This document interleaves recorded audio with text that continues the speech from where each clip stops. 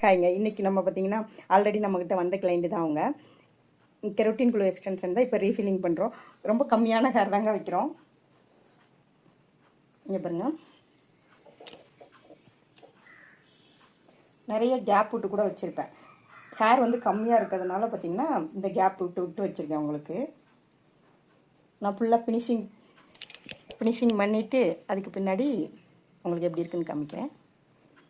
Finish பண்ணியாச்சுங்க. ஆக்சுவலாக அவங்க கொண்டு வந்த ஹேர் ரொம்ப கம்மியாக இருந்துச்சுங்க.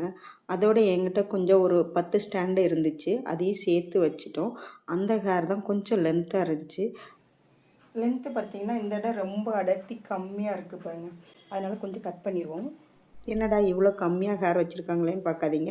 ஆக்சுவலாக அவங்க ஃபஸ்ட் டைம் வைக்கல 100 கிராம் வச்சுருந்துருக்காங்க. வெளியில் வேறு எங்கேயோ வச்சுருந்துருக்காங்க. திருப்பி என்கிட்ட ரீஃபில்காக தான் வந்தாங்க. இந்த மாதிரி ஒவ்வொரு டைம் டேமேஜ் ஆகி ஆகி இவ்வளோ கம்மியாயிடுச்சுங்க.